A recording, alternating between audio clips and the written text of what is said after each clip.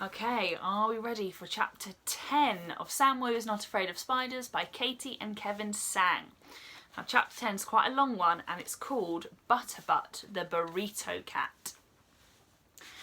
My mum couldn't believe it when Lucy and I were up and ready to go to school by the time she came downstairs the next morning. "We've already had our breakfast," I said proudly. "I made cereal." "Well done, Sam," said my mum. "I've never seen you two get ready for school so fast." "I have a test and I don't want to be late," I said. It wasn't totally true. It wasn't true at all, and I felt bad for telling my mum a fib, but I didn't know what else to do.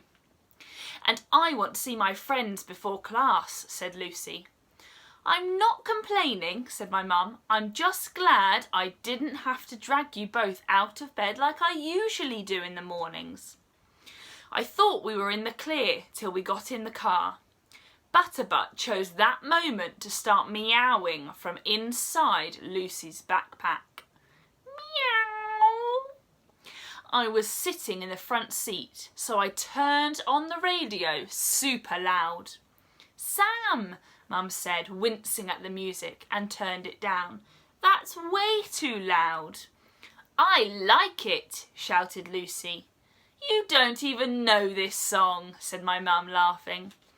"I don't know it, but I like it," Lucy yelled. Between Lucy shouting, the music, and the rumbling of the car, you could barely hear Butterbutt. As soon as we pulled up to the school, we hopped out of the car before my mum had a chance to hear the tiniest meow. Lucy unzipped her backpack and let Butterbutt poke his head out. "I had to take all my books out of my backpack," she said. "I'll have to tell my teacher I forgot them." I felt a little bit bad for dragging Lucy into all this. The last thing I wanted was for her to get into trouble. "Thanks for helping us, Lucy," I said. "You're a real member of the team now." She beamed. "Now let's go find Zoe and Bernard," I said with a smile. It turned out that Butterbutt did not like getting wrapped in tin foil. "Hold still," I said, trying to wrap tin foil around his front leg. "This is for your own protection." "You'd better hurry up," said Bernard, looking at his watch. "School starts in 10 minutes. We don't have much time to sneak in before everyone else goes inside." In the end, I had to wrap Butterbutt up like a burrito and leave his head, legs and tail sticking out.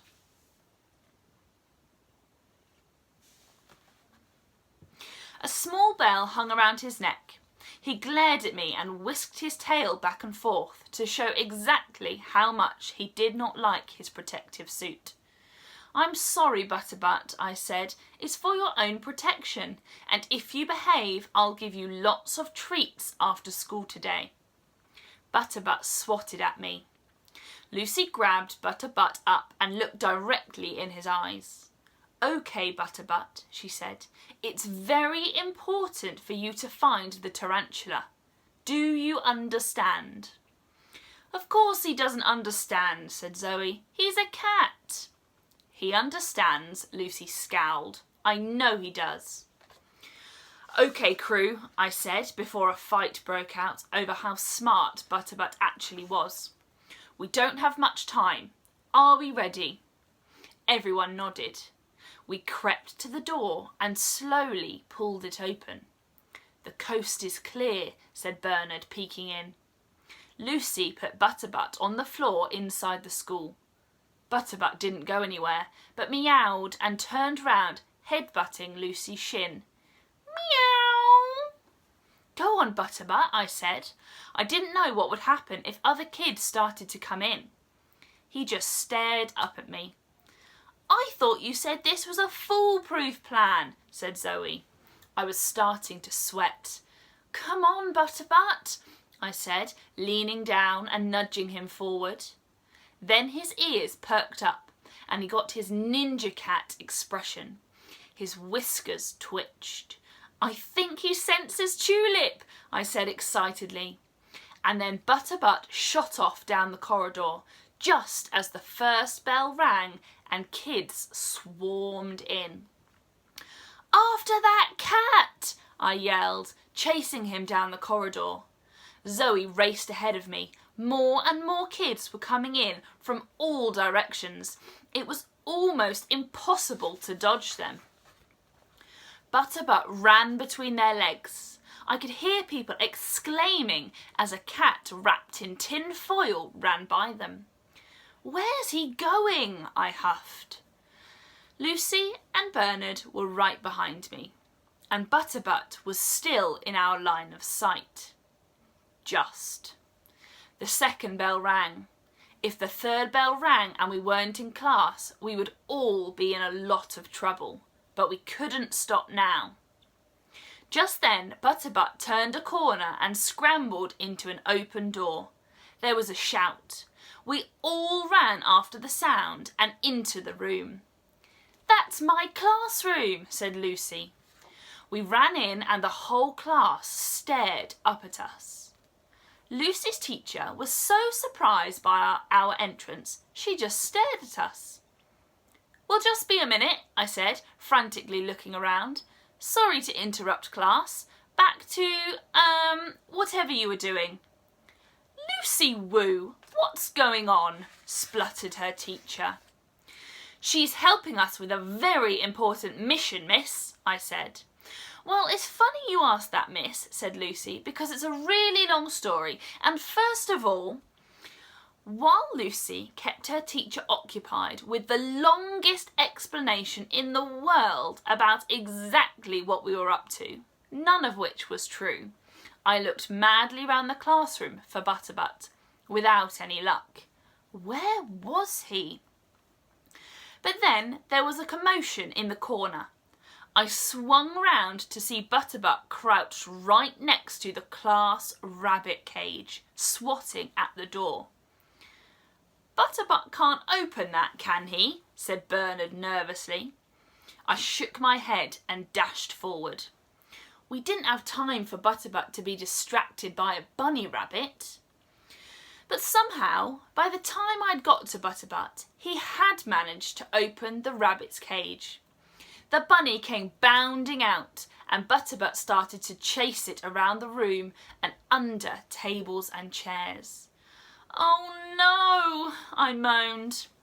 All the kids in the class began screaming and either jumping on tables or running after Butterbutt and the rabbit in a crazy kind of chase.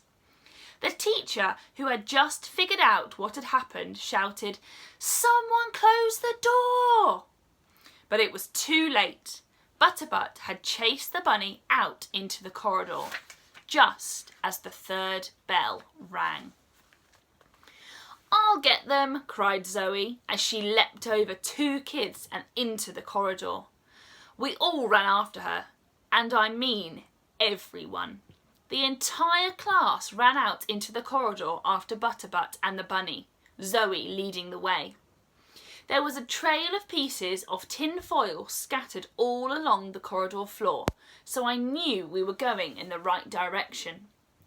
The teacher was still shouting, but nobody was listening to her. Other classroom doors opened to see what all the commotion was, and then Butterbutt chased the bunny into another class. There were shouts of surprise, and then Zoe ran in with me right behind her. I turned into the classroom just in time to see Zoe dive on top of the rabbit. "Sam," Zoe yelled, "grab Butterbutt." I flung myself forward and snatched up Butterbutt in my arms. He yowled loudly and wiggled, but I had a good grip on him. Lucy's teacher burst into the room, holding Lucy by the hand. "What is going on here?" she demanded. Lucy and I stared at each other, and I wished that we could communicate telepathically, like sometimes they can do on space blasters. I couldn't let Lucy take all the blame herself, especially because this whole thing was my fault. "It was my idea," I said, jumping in. I thought we could dress up our cat like an astronaut and then Lucy could bring him in for show and tell. Lucy's teacher frowned. Sam Woo, I don't think it's very sensible to dress your cat up in tin foil, let alone bring him to school. I shrugged. It seemed like a good idea at the time, which was sort of true, even though we knew bringing Butterbutt to school hadn't been the best idea. It was the only idea we'd been able to come up with, so we had no idea it was going to go so wrong. Miss, said Zoe, holding the squirming rabbit, where shall I put this bunny? Bring it back to our classroom, please, said the teacher. And the cat too, I suppose. I can take Butterbutt, said Lucy, reaching out to me. Butterbutt calmed down once Lucy was holding him. Lucy, said her teacher, I'm going to have to call your parents and ask them to come and get your cat. Can you please wait up in the office? Am I in trouble? Lucy asked, her lower lip trembling. Her teacher sighed. No, she said, but next time please ask permission first, from both me and your parents. Lucy nodded. I felt awful. It's because I brought my snake to school once, I said, so I thought it would be okay. Sounds like you have quite the zoo at your house, said Lucy's teacher with a smile. Now you three. She glanced around, but there was no sign of Bernard. I swear there were 3 of you. Right here, miss, said Bernard, running up behind us. Sorry, I was in the bathroom. I frowned. Bernard had gone to the bathroom while I'd been wrapping Butterbutt in tin foil. He must have drunk a lot of juice at breakfast. You 3 should get to your class. Thank you for helping us catch the cat and the rabbit. I'll write to your teacher a note to explain why you are late, and I'll take the rabbit. Lucy's teacher said, reaching for it from Zoe. Thanks, Lucy, I whispered as we walked by her. She grinned and raised her finger in the air like a rocket ship taking off. It took me a second, and then I realised she was doing the For the Universe gesture from Space Blasters. I didn't even know that she knew it. She must be paying more attention than I thought. I grinned and did it back. And that is the end of the chapter. Now, I definitely didn't guess that that was going to happen, but I did think it wasn't going to end well. So I wonder what they're going to do next to try and find Tulip.